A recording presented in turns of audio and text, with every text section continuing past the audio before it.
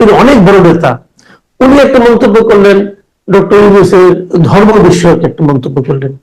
এই মন্তব্য আবার দেখলাম, আবার আরেকটা শিষ্যতে দেখলাম যে মানুষকে এক ধরনের উৎকোচ দেওয়ার, খুশি করার, যারা নাকি সামনে ক্ষমতায় আসতে চান তাদেরকে খুশি করতে হবে। এটা দেখলাম যে আবার খালেদা জিয়ার কাছে কেউ কেউ গরু নিয়ে যাচ্ছেন। আবার আয়োজনকে দেখলাম যে আমাদের গণপূর্তের দায়িত্বপ্রাপ্ত উপদেষ্টা, উনি খালেদা জিয়ার কাছে ওনার বাড়ির দলিল নিয়ে যাচ্ছেন, নাম জারি হয়েছে কি নিয়ে যাচ্ছেন। তো এই যে বিষয়গুলো, এগুলো কি আপনার কাছে খুব মানে কেমন মনে হয় যে আমাদের রাজনীতি এগুলো থাকে কেন? এগুলো ভালো খারাপ মিলিয়ে আছে। তবে সবার আগে আমি ধন্যবাদ দিতে চাই যে বিএনপির তরফ থেকে আপনি যে দুই নেতার নাম বললেন তাদেরকে তো অলরেডি সতর্ক করা হয়েছে। রাজনীতিতে এটা খুব জরুরি। আপনি একটা বাকওয়াজ বক্তৃতা দেবেন, সেটাই যেমন এক সময় চলে আপনার দর্শকদের জন্য, আপনার অডিয়েন্স যারা আছে তাদের জন্য, আপনার ভক্তদের জন্য, আবার একই সঙ্গে এগুলাকে লাগামও টানতে হয়। বিএনপি যথাসময় একটা লাগাম টেনেছে। এই উনাদেরকে কারণ দর্শানো, নোটিশ বা সতর্ক করার যেটুকু আছে সেটুকু। এই দুইজন নেতার মধ্যে দুদুভাইকে তো আমার সাথে খুবই পরিচয় আছে, ভালো মানুষ উনি। উনি একটু কথাবার্তা একটু মাঝে মাঝে একটু ভাইরালের দিকে চলে যায় আর কি। উনি ভাইরাল হওয়ার ওনার টেন্ডেন্সি আছে। আমি আমার পার্সোনালি একটা ঘটনা বলি, আমাকে দুদিন আগেও একটা ছেলে জিজ্ঞেস করছে যে দুদু ভাইয়ের সাথে আপনার টক শোতে কি হয়েছিল। আসলে কিছুই হয় নাই। দুদু ভাই আমার টক শোতে গিয়েছেন, আমি উপস্থাপক, স্বাভাবিকভাবে আমরা ওনাকে সম্মান করবো।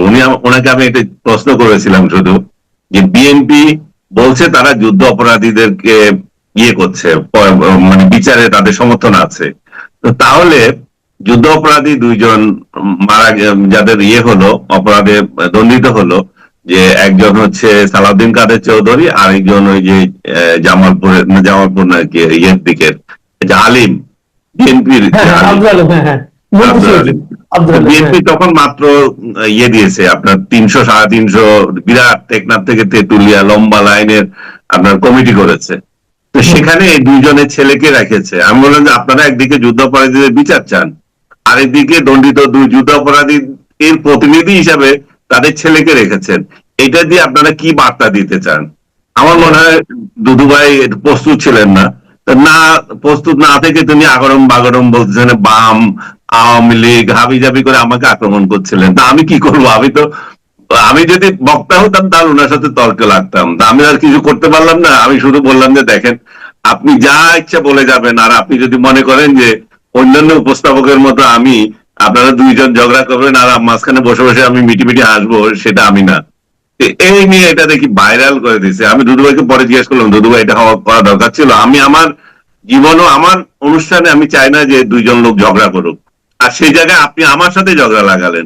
উনি বললেন যে আরে দেখেন এগুলো কিছু হয় না, দেখেন এটা ভাইরাল হবে। তো সত্যি তো ভাইরাল হয়েছে, এখনো লোকজন আমাকে সেটাই জিজ্ঞেস করে।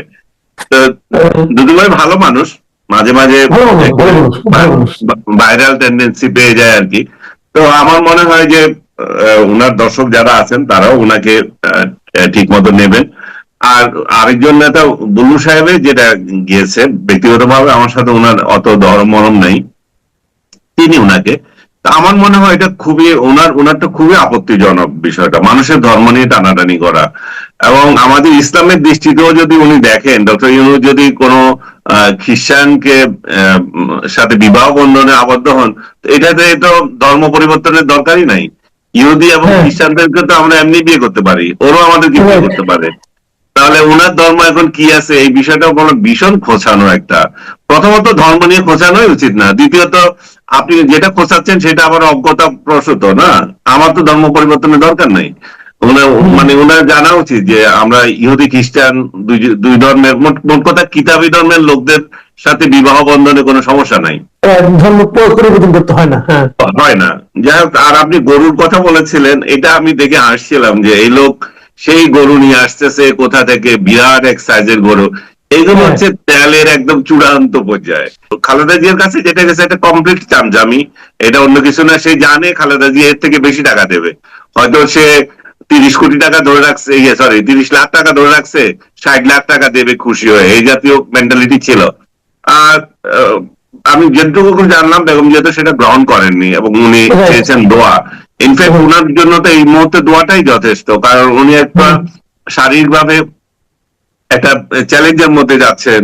সেই সময় মানুষ এইসব গরু গরু খাওয়ার কি এমন টেন্ডেন্সি আছে, ওনার গরু বিলি করার লোক তারা এখন ইয়ে করবেন, ওনার ছেলে পরিবার এরা আছে আবার বিদেশে, তারা সেখানে ঈদ করছেন।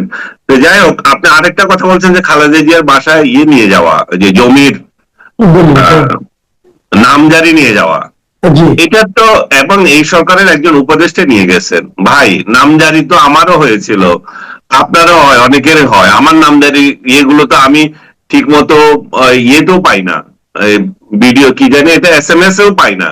আর আপনি তো একেবারে পেয়ে সেটা খালেদা জিয়ার বাসায় মানে হস্তান্তর করে এসেছেন। বাপখানা এমন যে আওয়ামী লীগ সরকার বোধহয় খালেদা জিয়ার বাড়িটা নিয়ে গিয়েছিল, হ্যাঁ, এবং উনি বাড়িটা উদ্ধার করে খালেদা জিয়াকে দিতে গেছেন। তো এই সমস্ত তেলানির একটাই একটা উদ্দেশ্য, ওনারা তো আগে থেকে খালেদা জিয়ার সাথে সম্পর্কিত ছিলেন।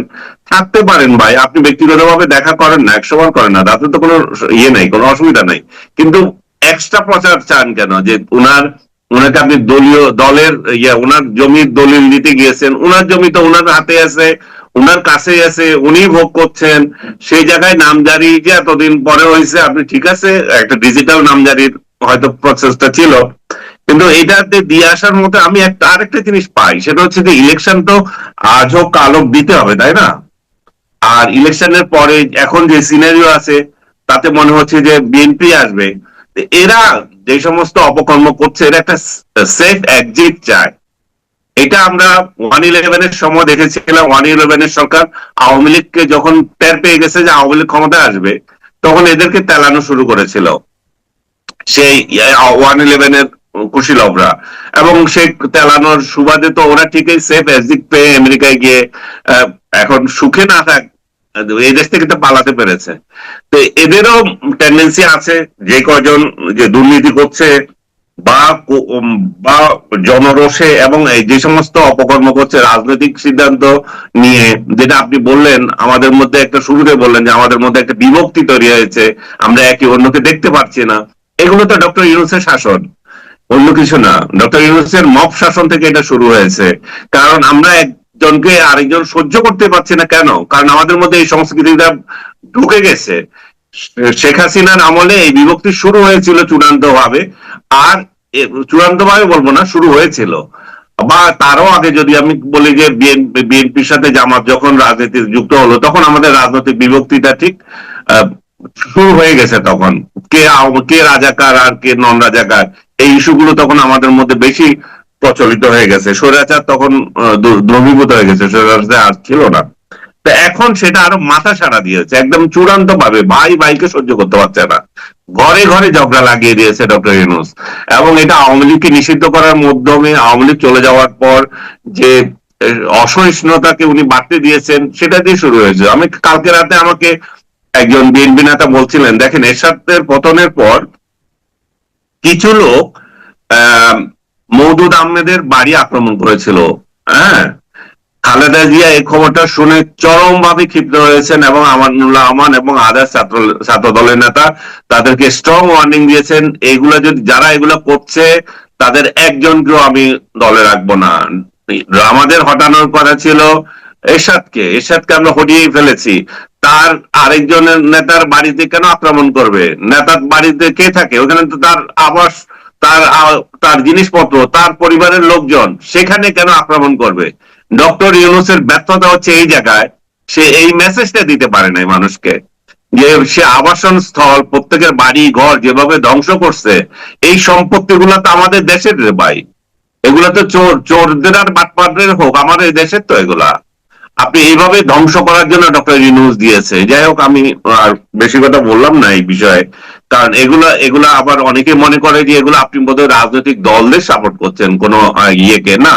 এটা দলের বিষয় না, এটা যদি জামাত নেতার বাড়ি হয় আপনি পুড়ে দেওয়ার অধিকার রাখেন না, তাই না? আওয়ামী লীগ এটা রাখে না, বা আওয়ামী লীগের লোকজনের বাসা আপনি পুড়ে দিতে পারেন না। এগুলো হচ্ছে ডক্টর ইউনূসের শাসনে আমাদের মানে আমাদের ডিসঅ্যাপয়েন্টমেন্টের যে সমস্ত জায়গাগুলো ছিল, সেগুলো হচ্ছে এগুলো। আমরা আসলে রাজনীতি নিয়ে কথা বলছিলাম, যে রাজনীতিতে এখন একটা বড় প্রশ্ন হয়ে দাঁড়িয়েছে বিভেদ, যেটা স্যার একটু আগে আপনি বললেন যে একটা বিভেদ তৈরি করা হয়েছে, এবং এখন দেখছি যে রাজনৈতিক দলগুলো সক্রিয় আছে তার সঙ্গে সরকারের একটা মানে মতবিরোধ দেখা দিয়েছে যে ইলেকশনটা কবে হবে। এবং আমরা এটাও দেখলাম যে অধিকাংশ দল চাচ্ছে ডিসেম্বরের মধ্যে ইলেকশন হোক। এবং এর মধ্যে আরেকটা ঘটনা, এই যখন মানুষের মধ্যে একটা টেনশন যে ইলেকশন কবে হবে, তখন দেখছি যে ডক্টর ইউনূস ওনার একটা ব্যক্তিগত পুরস্কার গ্রহণের জন্য ইংল্যান্ড যাচ্ছেন, এবং উনি যাচ্ছেন এটুকুর উপর নির্ভর করে অনেককে এই কথা বলতে শুনছি যে ওখানে গেলে কি ওনার সঙ্গে তারেক রহমানের দেখা হবে। তো এই যে আলোচনাগুলো হচ্ছে কেন? আসলে দেখা হওয়ার মানে কথা কি আছে, অথবা দেখা হওয়ার প্রয়োজন কি আছে, অথবা ইলেকশন নিয়ে এত মানুষের মধ্যে দ্বিধাদ্বন্দ্ব এটা কেন তৈরি হচ্ছে? দেখার প্রয়োজন তো হতেই পারে, কারণ উনি একটা প্রধান রাজনৈতিক দলের এখন বর্তমানে সক্রিয় নেতা। ওনার ডিসিশনের উপর অনেক কিছু নির্ভর করছে, এবং যে ইলেকশনের তারিখ নিয়ে যে মতভেদ, সেটাও তো ওইখান থেকেই শুরু বলতে হবে। উনি বলছেন ডিসেম্বরের মধ্যেই ইলেকশন হতেই হবে, আর ওদিকে উনি বলছেন যে একটি রাজনৈতিক দলই চাচ্ছে, তার মানে বিরোধ তো ওইখানে এক এক প্রকার দাঁড়িয়েছে। তো সেই বিরোধ যদি ওনারা সামনাসামনি হন, উনি যেই হোটেলে থাকবেন বা ওনাদের একটা নিরপেক্ষ ভেন্যুতে যদি দেখা হয়, অসুবিধা নাই এটা। আর উনি তো এমনিতে সম্মানিত ব্যক্তি, শুধু রাষ্ট্রের ক্ষমতায় আছেন তা তো না।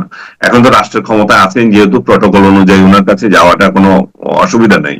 রাজনৈতিক দল হিসেবে উনি নেতা হিসেবে উনি দেখা করতেই পারেন, তবে সেটা নির্ভর করছে যে ডক্টর ইউনূস চাচ্ছেন কিনা। ডক্টর ইউনূস যদি চান অবশ্যই দেখা হতে পারে, এবং তারেক রহমান এখানে আমার তো মনে হয় না না করার কিছু আছে। এবং এই ধরনের আলাপ আলোচনা হলে আসলে যে ডিফারেন্সেস গুলো আমাদের মধ্যে থাকে সেগুলো কমে যায়। ডক্টর ইউনূস কেন ডিসেম্বর পার করে ইলেকশন দিতে চান? এখন তো ডিসেম্বরের নামও বলেন না, এখন বলেন জুনের মধ্যেই হবে। তার মানে ডিসেম্বরের আগে বলতেন ডিসেম্বর জুন। তো এখন কেন ওনার এই পিরিয়ডটা লাগে সেটা উনি ব্যাখ্যা করতে পারতেন। ডক্টর তারেক রহমান যদি এটা কনভিন্স হন, দ্যাটস ওকে, আমাদের তো কোনো সমস্যা নাই। বাট আমরা যেটা চাচ্ছি যে আমি নিজেও যেটা চাচ্ছি, আমি গত অনুষ্ঠানে আপনার সাথে বলেছি, আমি ডিসেম্বরের মধ্যে চাই। কারণ এই জন্যই চাই যে ডক্টর ইউনূসের সরকারের যে ব্যর্থতাগুলা, এগুলো এমন চরম পর্যায়ে চলে যাচ্ছে, আমাদের জনজীবনে এগুলো আঘাত করছে। জনজীবনে আঘাত করছে বলে আমরা একটা নতুন একটা সরকার চাই। সরকারে কে আছে এটা আমরা বুঝতে পারছি না। সমস্ত টোকাই এখন সরকারের বিরাট বিরাট লোক হয়ে যাচ্ছে, যে কোনো দলের। হ্যাঁ, শুধু আওয়ামী লীগ ছাড়া, আওয়ামী লীগ ছাড়া সব দলের টোকাই এখন ক্ষমতায় আছে। তো এই অবস্থায় তো আমরা আসলে এক কেন্দ্রিক একটা ব্যবস্থা আমাদের দরকার, যে শক্তিশালীকে কারে পূজা করতে হবে। এত পূজার লোকের অভাব পড়ে গেছে, 14 জায়গায় চাঁদা দেওয়ার তো টাইম নেই। হ্যাঁ, ব্যবসায়ীরা 14 জায়গায় চাঁদা দিতে হচ্ছে। তো এরাই চায় যে ভাই যে খাবে কি খাক, আমরা এতজনকে ট্যাক্স দিয়ে তো চলতে পারবো না। ডক্টর ইউনূসের এই ব্যর্থতার জন্য চাচ্ছে যে যেই আসুক, বিএনপি আসলে যে ঘোড়ার ডিম করে ফেলবে এটা মানুষ বিশ্বাস করে না। মানুষ মনে করে যে ওরাও একই কায়দায় চলবে, কিন্তু এই যন্ত্রণা থেকে রক্ষা পাইতে চায় মানুষ। সেই দিক থেকে ডক্টর ইউনূস যত তাড়াতাড়ি সম্ভব যদি ক্ষমতা দিয়ে যান, এবং ওনার সংস্কারগুলো যেগুলো উনি করছিলেন এগুলো তো অনেকটাই আমি মনে করি যে যে প্রস্তাবগুলো এসছে অনেকটা পজিটিভ এসছে। আলী রিয়াজ কমিটির সাথে যে বৈঠকগুলো হচ্ছে, সেই বৈঠকগুলো যথাযথ আমি মনে করছি যে আগাচ্ছে। ঈদের পরে আমার মনে হয় যে একটা কংক্রিট রেজাল্ট আমরা হয়তো পেয়ে যেতে পারি। সেক্ষেত্রে ডিসেম্বরের মধ্যে যদি ইলেকশন হয়ে যায় খুবই ভালো। কিন্তু ডক্টর ইউনূস সরকারের অভ্যন্তরে যে সমস্ত লোকজন আছে, কিংবা ওনারও অন্য কোনো নকশা থাকতে পারে, যে এদের মতলব আছে যে ইলেকশন ডিসেম্বরের মধ্যে দেবেই না। এরা ঠেলে ঠুলে আমার যেটুকু ধারণা এপ্রিলের দিকে ইলেকশন দিতে পারে। কারণ এপ্রিলের দিকে এরা ইলেকশন দিতে পারে, ওখানে সময় পরীক্ষা, তারপরে ঈদ সবগুলো পার করে গিয়ে ওইখানে দেবে। এবং এর সাথে জামাতের গোপন আতাত আছে। জামাত এপ্রিলেই চায়, জামাত বহুবার বলছে যে ঈদের পরে ইলেকশন, ওরকম একটা ইয়ে আছে জামাতের সাথে এদের সুর মিলে। আর এনসিপি তো ওনার পকেটে আছেই। এই দুটা দল যখন চাইবে যে ঠিক আছে এপ্রিলে হোক ইলেকশন, আমার সমস্যা নাই, তো এই এই ঠেলে ঠেলে ওইখানেই নিয়ে যাবে। এবং ডিসেম্বরের মধ্যে ইলেকশন করতে পারবে কিনা আমার খুব সন্দেহ, যদি না চরম কোনো চাপে না পড়ে। চাপ না দিলে এই সরকার ডিসেম্বরে। কিন্তু একটা কথা আপনি কি খেয়াল করেছেন, তারেক রহমানের একটা বক্তৃতা আমি শুনলাম, উনি কিন্তু বলেছেন যে 31শে ডিসেম্বরের পর একদিনও না, 31শে ডিসেম্বরের আগে হতে হবে। উনি কিন্তু একদম উল্লেখ করে বলেছেন। তাহলে চাপটা কি আসতে পারে কিনা? চাপটা তো আসবেই। আমি ওই 31 একদম স্পষ্ট করেছে আমি দেখি নাই। তো একই কথা উনিও তো বলছেন যে 31-এর ইয়ের পরে এটা কি বলে 30শে জুনের পরে একদিনও না। তো ঠিক আছে, একই লাইন তো এটা, 30শে জুনের পরে একদিনও না, আর 31শে ডিসেম্বরের পর একদিনও না। আমরা তারেক রহমানের পক্ষে, আমরা 31শে ডিসেম্বরের পর একদিনও চাই না।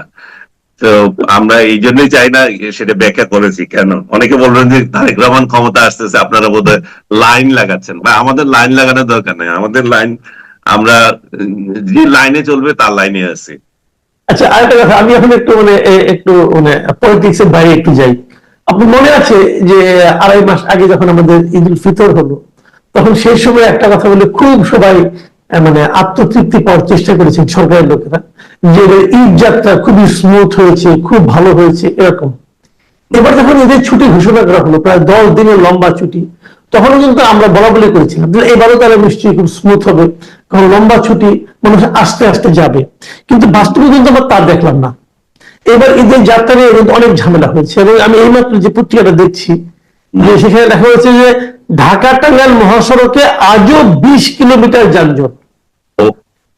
20 কিলোমিটার রাস্তা ধরে এখানে যানজট, মানে গাড়িগুলো আসলে ভার্চুয়ালি থেমে আছে, থেমে থাকে। তো আমার কথাটা হলো, এটা যখন একটু বৃষ্টি পড়েছে, এতে কিন্তু অবস্থা এরকম হয়ে গেছে। তাহলে প্রিপারেশনটা কি দাঁড়ালো? এই সময় যে বৃষ্টি হয়তো সবাই জানে, তাহলে আমরা তাহলে কি দেখলাম? মানে তাহলে আগেরটা এবং এটার সঙ্গে আপনি মিল পান কিনা? শুনেন, আগেরটা ছিল কারণ তখন রাস্তায় কোনো ইয়ে ছিল না, আপনার বাজার ছিল না, গরুর বাজার ছিল না। অনেক জায়গায় গরুর বাজার আছে। আর দ্বিতীয়ত বর্ষা ছিল না, তখন একটু স্মুথলি গেছে। এখন এগুলা আবার ওই বর্ষার কারণে রাস্তাঘাটের অবস্থা খারাপ হয়েছে। আমি তো ঢাকা ময়মনসিংহ রোডের নিউজটাও দেখলাম। তো আসলে রাস্তার অবস্থা খুব খারাপ, এবং এই সরকার তো আসলে কিছু করছে না, এরা তো শুধু সময় পার করছে যে কিভাবে, আর তথাকথিত সংস্কার নিয়ে ব্যস্ত আছে। যে রুটিন ওয়ার্ক গুলো কিভাবে চলবে, এখানে তো ওনাদের অতটা ইয়ে নাই, দৃষ্টিভঙ্গি ওইখানে নিবন্ধন করে নাই ওনারা। এটা এটা তো সত্য যে কিভাবে ওই মিনিস্ট্রিটা কিভাবে সচ্ছল থাকবে, এই মিনিস্ট্রি কিভাবে সচ্ছল থাকবে, তা তো না। ওনাদের কিছু আছে চুরিদারিতে, আর কিছু আছে যে সময় কাটাচ্ছে, উপদেশটা বিরাট বিরাট পা করছে, এই যে এনজয় করছে তারা, তারা জনগণের সেবার জন্য এখানে দাঁড়িয়ে আছে তা না। সংস্কারের কর্মসূচিতে ওনাদের মনোনিবেশ আছে, সেখানে কোনো ইয়ে নাই। সেটা কতটুকু করবে মানুষের তো সন্দেহ আছে। কিন্তু দৈনন্দিন যে একটা রেসপন্সিবিলিটি, যখন এমন যদি হইতো আমরা কাদের মিয়ারে বলতাম যে এই আপনার রাস্তা এরকম কেন, বা ওনারে প্রধানমন্ত্রী বলতেন লোকজন কেন যাইতে পারতেছে না, এখন তো ওইগুলো নাই। এখন তো কাদের মিয়াও আছেন কলকাতায় মহা আরামে, আর এদিকে আপনি যেহেতু কাদের মিয়া কথা বললেন, ওই প্রসঙ্গটা আজকে দেখলাম যে কাদের মিয়া বিবিসি কে সাক্ষাৎকার দিয়ে বলেছে যে উনি নাকি এখনো দলের সাধারণ সম্পাদক। যে দলের রাজনৈতিক কর্মকাণ্ড নাই, যে দলের শীর্ষ নেতৃত্ব কেউ দেশে নাই, পালিয়ে গেছে, নিজ দায়িত্বে পালিয়ে গেছে, যে দলের নেতা কর্মীরা দেশে খুবই কষ্টের মধ্যে দিন যাপন করছে তাদের এই শীর্ষ নেতৃত্বের কারণে, সেই দলের কাদের মিয়া এখন সাধারণ সম্পাদক, এটা বেশ জোর গলায় বলছেন। এটা দেখেছেন কিনা? উনি তো মানে গ্রামাটিক্যালি কারেক্ট উনি, কারণ উনি বলছেন যে ডিসেম্বর পর্যন্ত আমাদের মেয়াদি আছে, তো আমি আছি। উনারে যতদিন ঝাঁটাপিটা করে শেখ হাসিনা বিদায় না দিবেন, কিংবা এই জনগণ যারা এই তৃণমূলের যে সমস্ত লোকজন এদেরকে নেতা নেত্রী মানে, তারা এদেরকে বিদায় না দিবে, তারা যদি না বলবেন যে আপনারা ব্যর্থ হয়েছেন, ব্যর্থতার পরে পদত্যাগ হচ্ছে জরুরি। ডিসেম্বর মাস পর্যন্ত আপনারা থাকবেন সেটা তো লিখিত বিষয় না, তখন আর থাকে না। যখন সরকার পতন হয় তখন সবকিছু পতন হয়, তখন নতুন করে কিছু করতে হয়। এদের মাথার মধ্যে তো এটা নাই। ওই কাদের মিয়াও সেই ডিসেম্বর ধরে রাখছেন, এরাও ধরে রাখছে, যেহেতু মেয়াদ অতটুকু আছে, এরা তো ধরে রাখছে। শেখ হাসিনা সেই 24 থেকে আরো 5 বছর পূরণ করবো, এরপর 5 বছর পরে এসে উনি আবার বলবেন যে আমি তো এখনো প্রধানমন্ত্রী, তো সেই স্টাইলে আর কি। শেখ হাসিনাও তো নিজের পথ ছাড়ার প্রয়োজন মনে করছেন না, তাহলে কাদের মেয়েরে আপনি কি বলবেন? কাদের বলে তো লাভ নাই, সবগুলো তো একই অবস্থা। একটা জিনিস আপনি লক্ষ্য করেছেন, আমি এটা বলি, এটা শেষ প্রশ্ন আমার, যে এই যে ওবায়দুল কাদেরের আমরা একাধিক ইন্টারভিউ দেখলাম অনলাইনে, এবং শেখ হাসিনারও কিছু কিছু টেলিফোন সংলাপ আমরা শুনি, মাঝে মাঝে টেলিফোনে কথা বলেন। তো একটা জিনিস আপনি খেয়াল করেন, এই দলগুলির মধ্যে এই যে শীর্ষ নেতৃত্ব, এদের মধ্যে কিন্তু কোনো ধরনের অনুশোচনা নাই, দলের মানে সাধারণ মানুষের প্রতি, জনগণের প্রতি কোনো ধরনের তাদের ক্ষমা প্রার্থনার মনোভাব দেখা যায় না, গলার টোনে কিংবা কথায়। এমনকি নিজের দলের যারা নেতাকর্মী আছে তাদের জন্য কিন্তু ওনাদের কোনো মানে ওই একই ধরনের একই ভঙ্গিতে মনে হয় যেন তারা এখনো ক্ষমতা আছে। এই মানসিকতাটা কেন? এটা ইনহেরিট। এগুলো আপনি শুধু শেখ হাসিনা এবং আদার্স বলতেছেন, আপনার চারপাশে যেগুলোর সাথে ওদের সাথে কথা বলে দেখবেন একই মেন্টালিটি। ওরা রিগ্রেট বলে কোনো কিছু নাই ওদের কাছে। এখন বলতেছে আমরা দেশে এসে রিগ্রেট করব। দেশে এসে যে জামাতিরাও তো বলতেছিল ওরা ক্ষমা চাইবে, 54 বছরও চলে গেছে, ওরাও ক্ষমা চায় নাই। আওয়ামী লীগ যে রিগ্রেট করবে, কিসে রিগ্রেট করবে? আমি মনে করি না যে জামাত আর আওয়ামী লীগের যে স্বাধীনতা যুদ্ধ আর এখানে অভ্যন্তরীণ আমাদের যে কেওয়া, দুইটা এক জিনিস না। তারপরও ক্ষমা তো মানুষ জনগণের কাছে চাইতে হয় যখন জনগণের দল করবেন। এদের মেন্টালিটি তো নাই, এবং শেখ হাসিনার যখন নাই তখন বাকিদের কেন থাকবে, ওবায়দুল কাদেরের কেন থাকবে? এটাও উপর থেকে শুরু হওয়া। শেখ হাসিনারই তো দরকার ছিল ক্ষমতা যখন চলে গেছেন দল থেকে পদত্যাগ করা, নতুন নেতৃত্ব তৈরি করে দেওয়া, যে বাবা তোরা চালা এখন দলটাকে, আমি আছি সুপ্রিম লিডার হিসেবে থাকবো। উনারই তো পদ দখল করার মেন্টালিটি চারে নাই। উনি সুপ্রিম লিডার থাকছেন, সে থাকুক, কিন্তু অন্যদের ডিস্ট্রিবিউশন করে দিই, অন্তত একজন স্পোক্স পার্সন তৈরি করি দলের, সেটাও তো করেন নাই।